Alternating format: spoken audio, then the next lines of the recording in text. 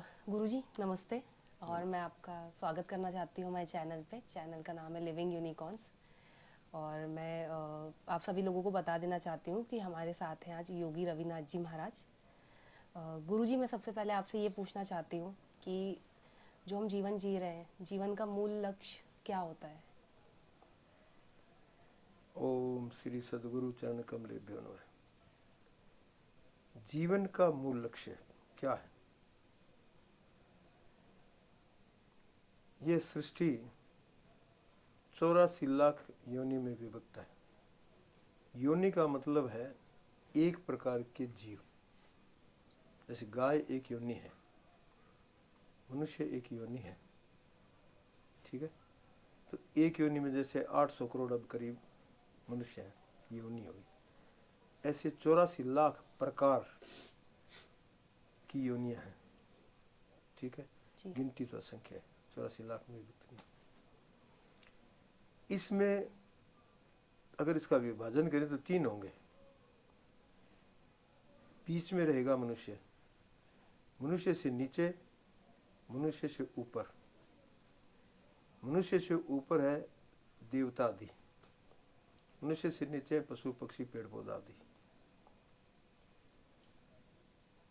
जो पेड़ पौधा आदि है वो, और जो देवता आदि है वो, ये दोनों योनियां भोग योनि है। पीछे के कर्म का भोग ही करेंगे, नया कर्म नहीं कर सकते। कर्म करने की इनको योग्यता नहीं है, बस अपना पुराना किया हुआ भोग भोग लें।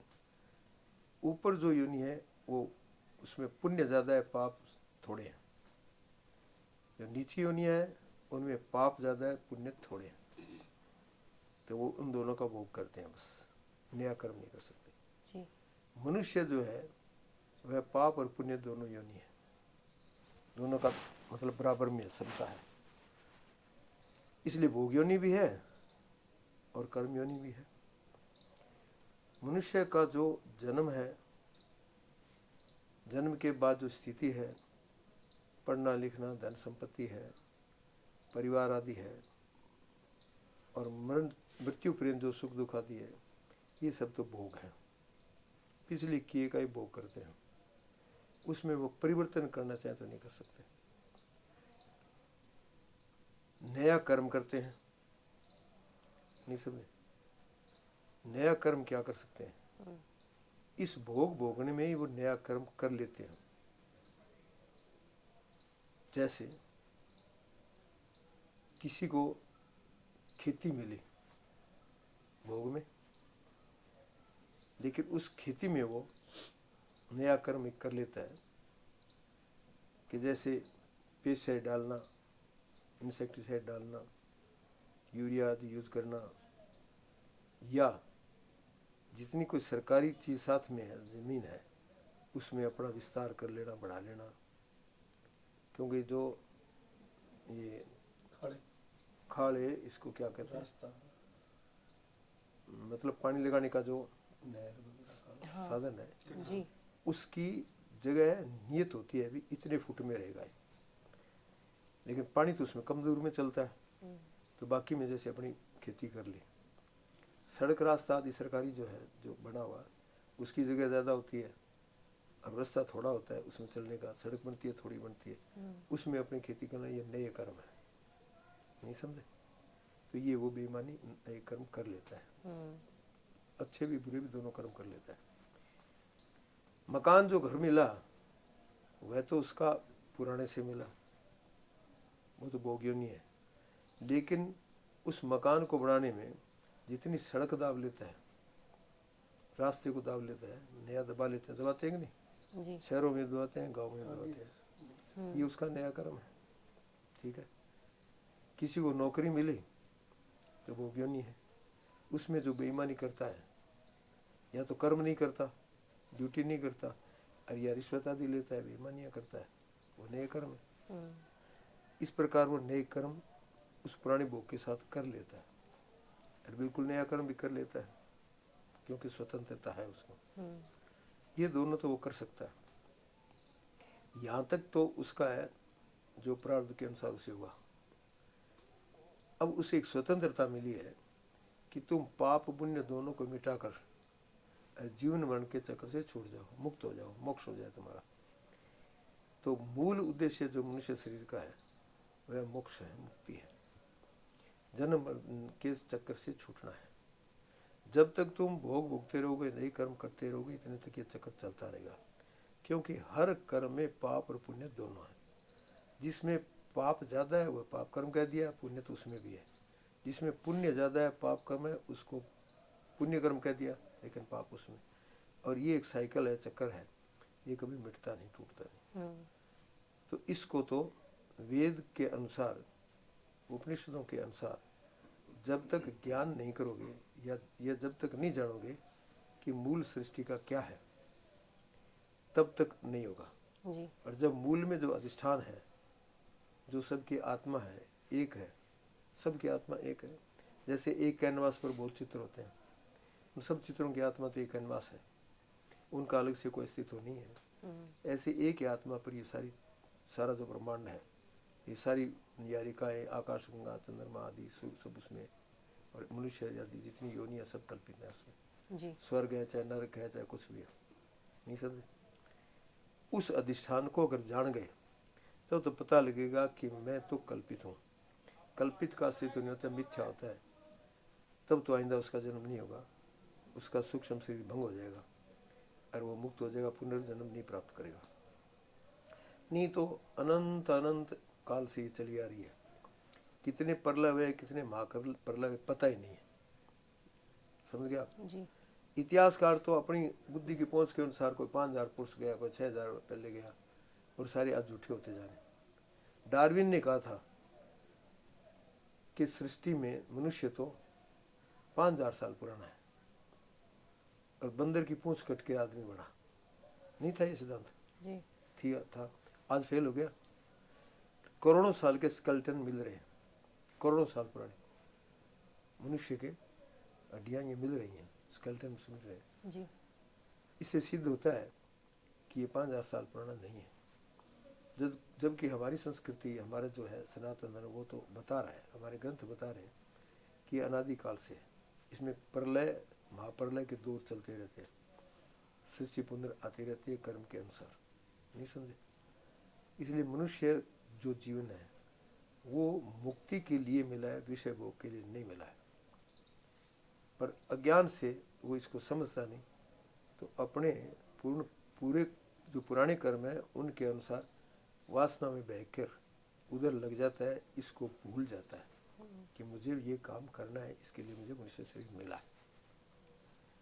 तो जीवन का लक्ष्य तो है, मनुष्य का लक्ष्य तो है मोक्ष, मुक्ति, जन्म मरण से छूटना। ये हमारा वेद का सिद्धांत है।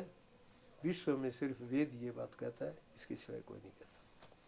गुरुजी, जो संत होते हैं, महात्मा होते हैं और जो सन्यासी होते हैं, क्या अर्थ है इनका, क्या अंतर है इनमें? देखो, मूल में तो सन्यासी अलग चीज है। संत महात्मा तो किसी भी सहृदय को कह देते हैं। जैसे गांधी को भी महात्मा कह दिया, लेकिन वो सन्यासी नहीं था। सन्यासी का एक भी लक्षण उसमें नहीं था। नहीं समझे? ऐसे ही संत बापू को भी कह दिया, इसको क्या मोरारी बापू को कह दिया, किसी को भी कह दिया। नहीं समझे? इसलिए वो सन्यासी नहीं होता। सन्यासी का मतलब है सम्यक प्रकारेण त्याग, अच्छी प्रकार से सब कर्मों का तोड़ना, शरीर से भी संबंध नहीं रखना। वो ज्ञान के बिना होता नहीं। जी। जब तक तुम्हें ये पता नहीं चलेगा कि मेरा अधिष्ठान, मेरा असली स्वरूप तो आत्मा है, शरीर में नहीं हूँ, सूक्ष्म शरीर में नहीं हूँ, कारण शरीर में नहीं हूँ, तब तक संन्यास भी पूरा नहीं होता। तो जब तुमने ये जान लिया कि शरीर मैं नहीं हूँ, स्थूल जो हड्डी चाम मांस का शरीर ये भी मैं नहीं हूँ, इसमें मन बुद्धि रूपी जो सूक्ष्म शरीर वो भी मैं नहीं हूँ, कारण अज्ञान है मैं भी नहीं, वो भी मैं नहीं हूँ, जब तक उसे पता नहीं तो पूरा संन्यास नहीं होता। संन्यास का अर्थ है, न्यास का अर्थ है त्याग, सहग उसके साथ लग गया तो उसे हो गया अच्छी प्रकार से त्याग। जी। सन्यासी केवल एक कर्तव्य शेष रहता है उसका कि जीवन यात्रा चलाने के लिए भिक्षा मांग के खा सकता है, बस। इसके सिवाय कुछ नहीं कर सकता। ना पाठशाला, ना गौशाला, ना अन्य क्षेत्र, कुछ और काम कर ही नहीं सकता। सिर्फ वह अपनी खोज करे आत्मज्ञान करे, मुक्त हो। अगर उससे कोई पूछता है, उस रास्ते चलना चाहता है, तो उसे उपदेश दे सकता है सिर्फ, समझे, और वो उपदेश की बात उसे समझा सकता है, चला के वो भी नहीं। तो गुरुजी, जो आत्मज्ञान और मोक्ष की हम बात कर रहे हैं, या खुद को खोजने की बात कर रहे हैं, क्या वो सन्यास के मार्ग से ही मिल सकता है? एक आम आदमी नहीं उसको प्राप्त कर ऐसा है, सकता? अधिकार तो सबको है, जी। ठीक है, लेकिन जब उसमें जब साधन में आओगे, तब राग द्वेष छोड़ना पड़ेगा। राग द्वेष नहीं छोड़ोगे तो नहीं होगा। और राग द्वेष तो संसार का संबंध है। राग का मतलब किसी से प्रेम, द्वेष का मतलब किसी से दुश्मनी। और घर में रहोगे तो राग द्वेष होगा या नहीं होगा, बताओ? जी। राग द्वेष होगा कि नहीं? तो राग द्वेष होते हुए वो तुम कैसे करोगे? अपना जो मन बुद्धि रूपी अंतःकरण है, उसके अंदर राग द्वेष पुराने भी भरे पड़े हैं, अभी नए भर रहे हैं। ये क्रॉस वेंटिलेशन है। किस लिए? ताजा हवा आए, पुरानी बाहर निकले। जी। अंतःकरण में ऐसे ये 5 क्रॉस वेंटिलेशन है, आंख नाक कान 5 के में, इनके द्वारा नया कचरा अंदर जाता है और पुराना बाहर निकलता है। नहीं समझे? जी। अब अगर यही प्रक्रिया चलती रही तो घर में तो ये चलेगी, ये चलेगी तो अंतःकरण स्वच्छ साफ होगा नहीं, तो उसमें वो बात आएगी नहीं, ठहरेगी नहीं। नहीं समझे? जैसे बास्केटबॉल की गेंद जब पक्के पर टकराती है तो जिस वेग से टकराती है उसी वेग से वापस आती है। ऐसे ज्ञान की बात में ठहरेगी नहीं, वापस लौट आएगी। इसलिए अधिकार तो है उसको। जैसे आपको प्रधानमंत्री बनने का अधिकार है, लेकिन योग्यता नहीं है। योग्यता होगी तो बनोगे। नहीं समझे? जी। हर व्यक्ति को इंजीनियर बनने का, डॉक्टर बनने का अधिकार है। तुम किसी को नहीं कह सकते कि तुम अधिकारी नहीं हो, किसी उम्र में नहीं कह सकते अधिकारी नहीं हो। योग्यता नहीं है तो योग्यता नहीं आएगी, वहां रहते हुए योग्यता प्राप्त नहीं होगी, इसलिए नहीं होगा। वो उसकी शर्तें साधन पूरे करने पड़ेंगे, तब वो नहीं हो सकते। वहाँ घर में रह के हो नहीं सकते जी। वो मजबूर हो जाता है। गुरुजी, जैसे ये हम सुनते हुए आ रहे हैं बचपन से कि ये दुनिया, ये सृष्टि, ब्रह्मांड जो है वो शायद कोई शक्ति चला रही है या ईश्वर चला रहे हैं, तो क्या सच बात है इस कथन में? ऐसा है, जो इस सृष्टि है इसका मूल जो है वो माया है। माया जो है वो ईश्वर की शक्ति है। उस शक्ति और ब्रह्म जो है, इन दोनों का आपस में एक प्रतिबिंब से संबंध होता है। समझ गए जी। तो तीनों का मिलके नाम ईश्वर है। वह ईश्वर ही अनादि सृष्टि को कर्म के अनुसार संकल्प के द्वारा चलाता है। स्वयं कोई नया संकल्प नहीं करता, अपने आप कोई संकल्प नहीं करता। हमारे जो किए कर्म है, जीवों के जो किए कर्म है, वो कर्म ही उसे संकल्प करवाते हैं। अर्थात वो जब फल देना चाहते हैं तो एक संकल्प करता है, उसके अनुसार फिर आगे जन्म आदि सब प्रक्रिया होती है, उसी से फिर सृष्टि चलती है। उसको, उस संकल्प को प्रारब्ध भी कहते हैं। उसे ग्रामीण भाषा में बेमाता का लेख भी कहते हैं। उसे विधि का विधान भी कहते हैं। और उसे अंग्रेज लोग या आप लोग जो पढ़े लिखे हो वो क्या कहते हो? By chance. By chance. समझे? ये तो ऐसे बाई चांस हो गया, ये तो ऐसे यूँ हो गया, नहीं समझे? इसे ऐसा चांस मिला था, वैसे हो गया, ऐसे हो। ये आप कह के टाल देते हो जी। लेकिन कोई भी कर्म उस संकल्प से अलग हो नहीं सकता। उस संकल्प के अनुसार हो रहा है, उसका तुम्हें पता नहीं है इसकी संकल्प क्या है। होने के बाद पता चलता है कैसा हुआ। तो गुरु जी, जैसे इस रूप में वो चलाता है, अपनी इच्छा से कुछ भी नहीं करता। पर गुरु जी, जो पाप हो रहे हैं या लड़ाई झगड़ा हो रहा है, आपसी इंसान में इतनी नफरत है, ये तो इंसान खुद ही कर रहा है, खुद ही उसके कर्म कर रहे हैं। पुराने कर्म जो है, जिनका फल देने के लिए ईश्वर ने संकल्प किया जी। उससे आपका निर्माण हुआ, वो सारी वासना रूप में तुम्हारे अंदर है। नहीं समझे? उस वासना से प्रेरित होकर वैसा ही आचरण तुम करते हो। तो पाप का आचरण भी कर लेते हो, पुण्य का आचरण भी कर लेते हो। नहीं समझे जी। कैसी वासना दृढ़ है उधर तुम ज्यादा झुकाव होगा। ठीक है जी। तो सामान्य तो ऐसे ही चलेगा।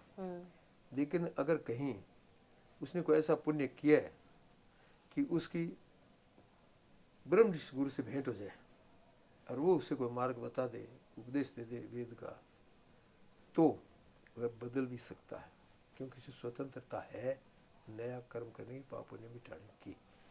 इसलिए कितना ही जघन्य अपराधी भी इधर चेंज हो जाता है, नहीं, पर वो चेंज क्यों हो जाता है?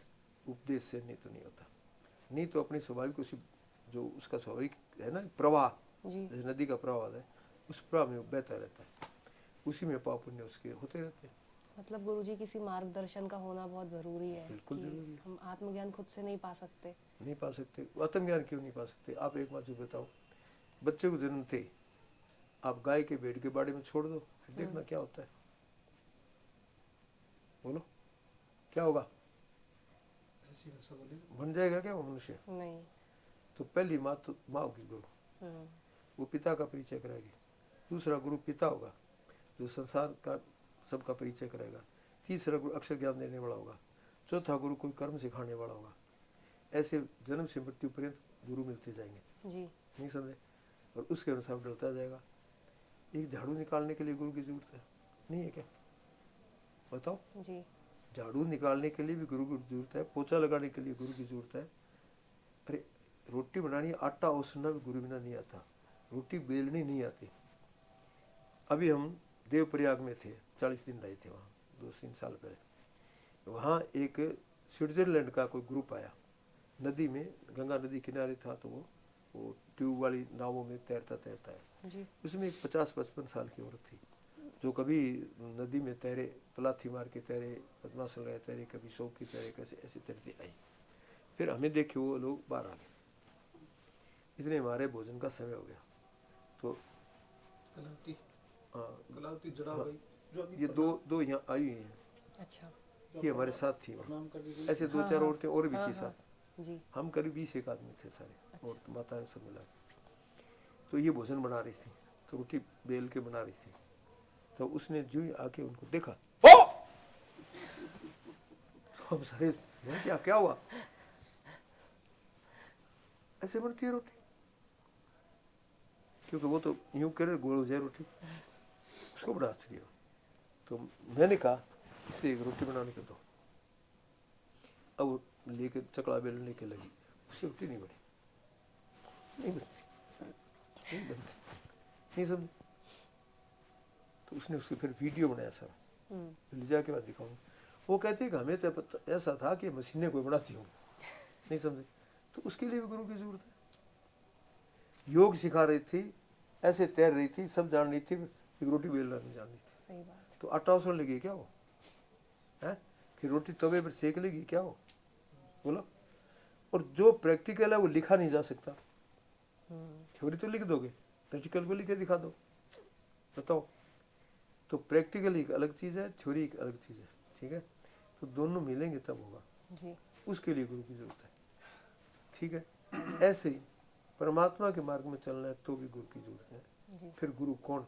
जो परमात्मा के मार्ग में चल के लक्ष्य प्राप्त कर चुका, वह तो आपको पहुंचा देगा, नहीं समझे? जी। अरे जो नहीं पहुंचा तो जहां तक पहुंचा वहां तक पहुंचा देगा, फिर वो गुरु गुरु नहीं रहा, वहां तक का तो हो गया, आगे का नहीं रहा, नहीं समझे? जी।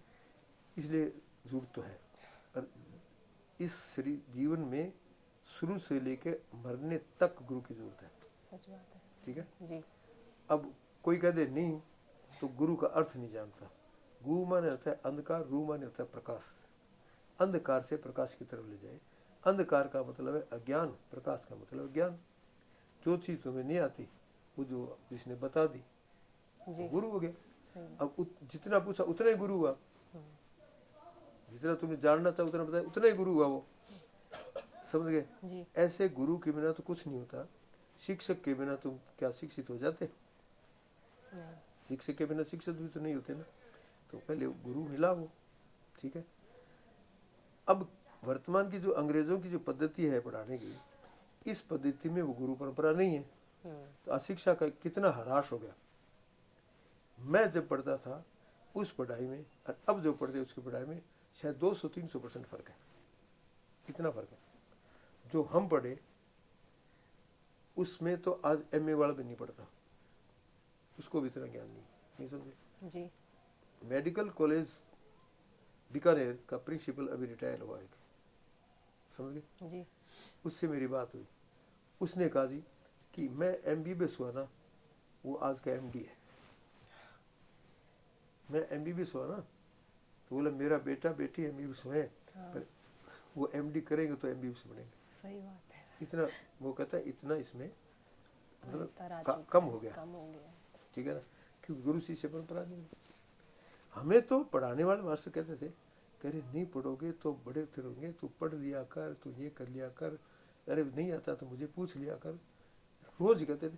बीए तक तो कहते थे, समझ गए। एलएलबी में भी कुछ कहते थे, नहीं समझे। हमें नकल करने का पता ही नहीं था, और कब तक नहीं था, एलएलबी तक नहीं था। यूनिवर्सिटी लॉ स्कूल में मैं पढ़ा, वहाँ तक भी नहीं पता था। और पिछली पीढ़ी आई जो सारी नकल करने वाली, उषा सक्सेना बस वो पत्र पढ़े और उसमें से कुछ लिख दे और बस जी पास, एलएलबी की डिग्री मिल गई। इसलिए उनका स्तर कुछ नहीं, जी ठीक है। हाँ सर ये फर्क हो गया कि नहीं। और बिल्कुल। मेरे से पहले एलएलबी का रिजल्ट था 30%, वर्तमान में 100% है रिजल्ट। तो पढ़ाई हो गई, रह गई, आता कुछ नहीं, समझ गया। जी तो गुरु में श्रद्धा खत्म कर दी गई, तो अध्यापक को गुरु समझना छोड़ दिया, तो उसने विशेष समझना छोड़ दिया, तो आपस का संबंध नहीं रहा। वो कंप्यूटर की तरह आगे बोल देता है, टेप रिकॉर्ड की तरह बोल देता है, और आप सुन लेते हो, उसको आपसे लगाव नहीं, आपको उससे लगाव नहीं, तो शिक्षा भी नहीं आ रही। जी नहीं है तो प्रैक्टिकल देख लो। गुरु जी, जैसे कि आज के दौर में जैसे इंसान से मान लीजिए कोई गलती हो जाती है या कोई पाप कह लीजिए हो सकता है, तो कई बार वो समझ नहीं पाता कि इसको मैं कैसे सुधारूं, या फिर उसको उसे कितने समय तक भोगना पड़ेगा। तो इसके लिए हम क्या कर सकते हैं, क्या रास्ता अपना सकते हैं कि तो गुरु की जरूरत है ना, हम्म वो बताएगा, वो बताएगा कि पाप हुआ कि नहीं हुआ, हुआ तो किस डिग्री का हुआ, इसका प्रायश्चित करना है तो कैसे करना है, ये तो बता देगा। तो तुम चाहे माँ को गुरु मान के पूछ लो, चाहे पिता को मान के पूछ लो, चाहे किसी और को मान के पूछ लो, उसको पता है तो वो बता देगा। गुरुजी, जो हमारी यंग जनरेशन है आजकल, जो भी दिक्कतें वो फेस कर रहे हैं, आपकी तरफ से आप क्या एडवाइस उनको देना चाहोगे, क्या मैसेज देना चाहेंगे कि अपनी ज़िंदगी में कैसे बेहतर तरीके से जी सकते हैं वो? हमारा जो धर्म है, सनातन धर्म, जी उसके बहुत ग्रंथ है, पुराण है, महाभारत है, गीता है, उपनिषद है, स्मृति ग्रंथ है, उनको भी तो पढ़ो, उनको भी तो पढ़ो। तो पढ़ोगे तो आ जाएगा। रामायण को तो पढ़ो, कैसा विचित्र है कि भाई भाई का रिश्ता क्या है, माता पिता का रिश्ता क्या है, पढ़ो तो पता लगेगा, आचरण में लाओगे तो पता चलेगा। हम हमारे आचरणों को छोड़ते जा रहे हैं, हमारे पर विश्वास नहीं रहा, हमने हमारे धर्म को क्या समझ, गलत समझ लिया। यही प्रचार अंग्रेजों ने किया है और अभी चल रहा है, और उस बिगाड़ के लिए अब वो जो साधन आए, अब आया पहले सिनेमा, फिर आया टेलीविज़न, और अब ये हाथ आ गया मोबाइल। मोबाइल।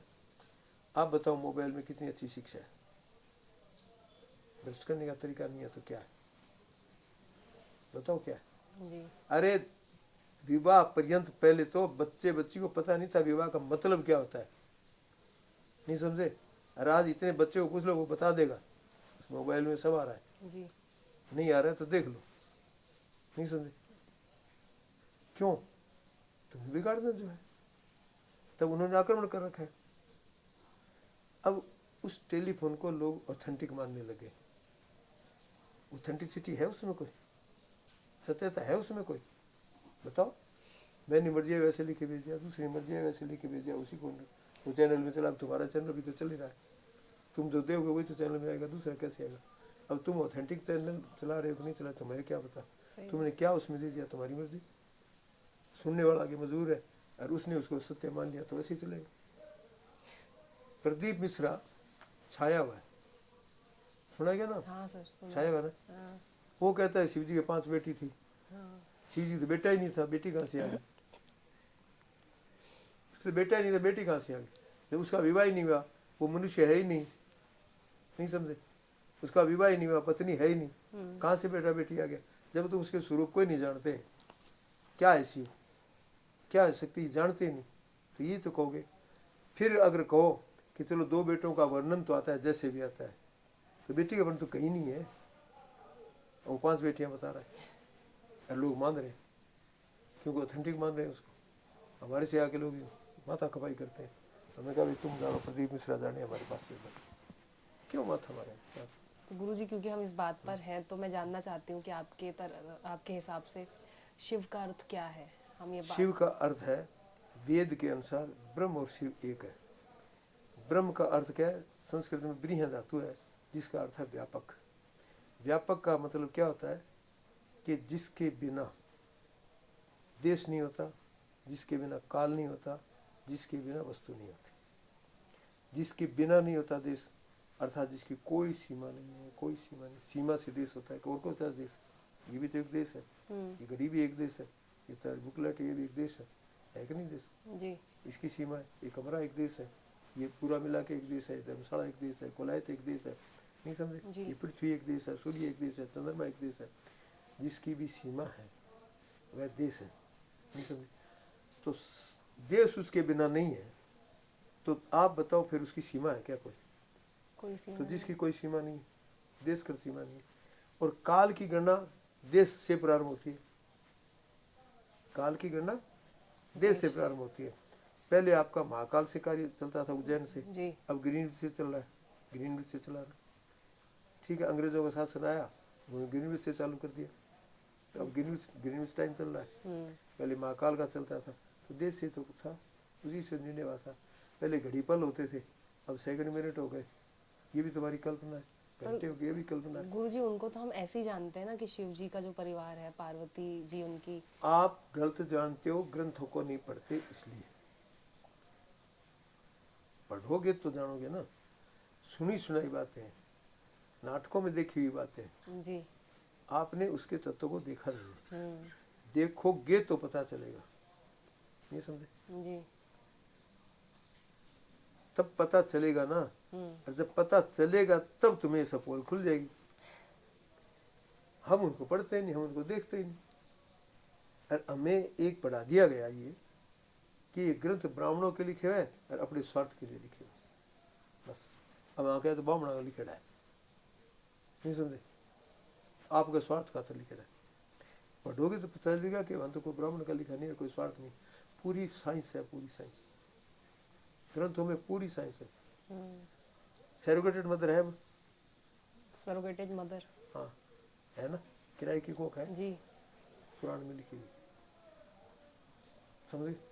शरीर से बच्चा पैदा करना, इस शरीर से निकाल के दूसरे से गर्भ में डाल के बच्चा पैदा करना, ये सैरोगेटेड मदर जी हो रही है। क्लोनिंग, एक क्लोन उठाया, डेवलप कर दिया, हमारी क्लोनिंग है। जनक क्लोनिंग है, जनक की उत्पत्ति क्लोन से है।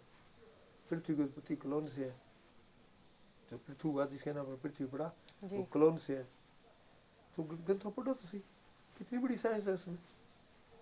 उसमें जितनी साइंस है उतने तक तो पहुंचे नहीं तुम अभी तक, समझ गए?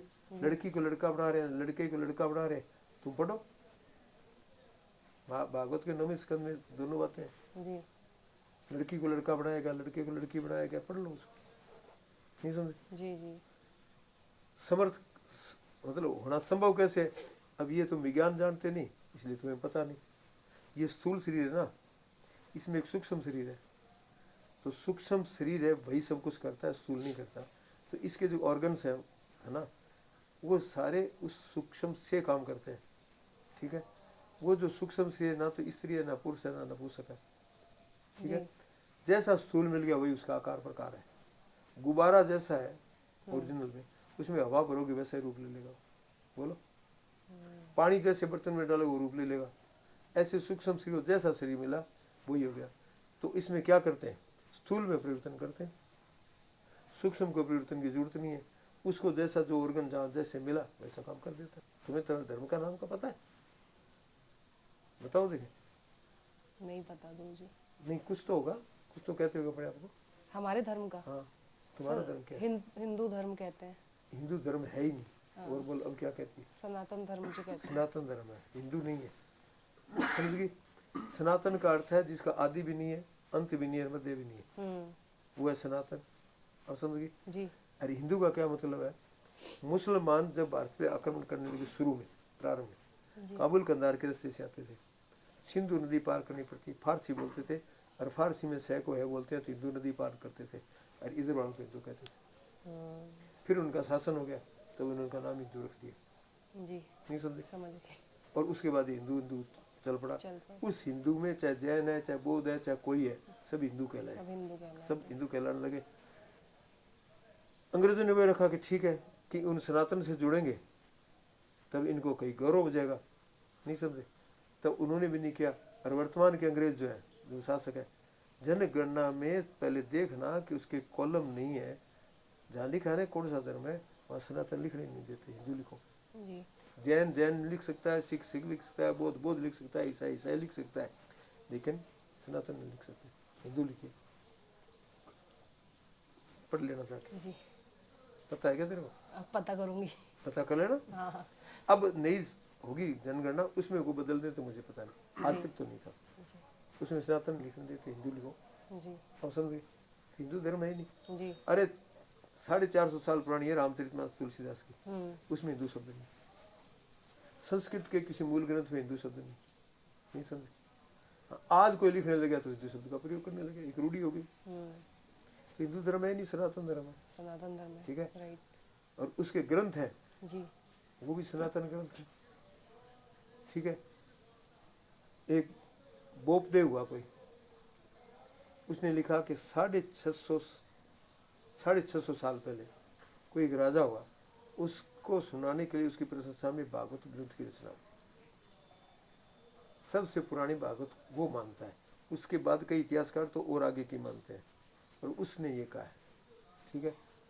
काशी में संग्रहालय में एक असली प्रति पड़ी है, समझे?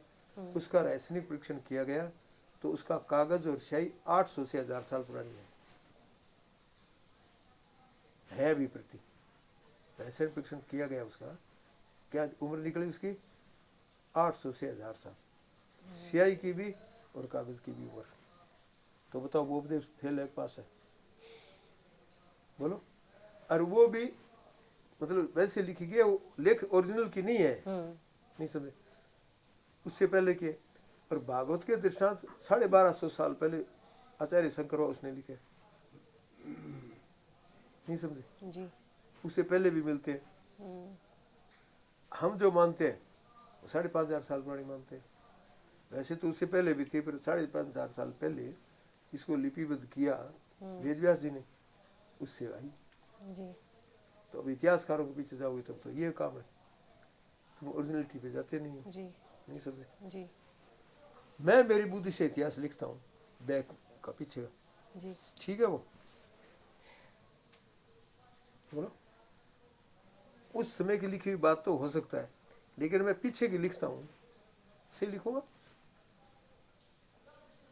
स्थिति है, उसको इतिहासकार कहते हैं। चाहे सत्य के तो विद्यालंकार है, और चाहे कोई है, सब पुरानी बातें लिखते हैं। उसमें ये हुआ था, सोमनाथ मंदिर में ऐसे हुआ था, ये हुआ था। आचार्य चतुर्सेन शास्त्री सोमनाथ का लिखता है कि ऐसे ऐसे हुआ था, यूं आया था, यूं युद्ध हुआ था, यूं किया था, यूं लूटा था। जी वो तो आज हुआ था, कब सोमनाथ का मंदिर लूटा था, और आज वो लिख रहा है, तो कल्पना से तो लिख रहा है। कल्पना से। तो कल्पना उसकी सत्य कैसे उसके बैक में पीछे में?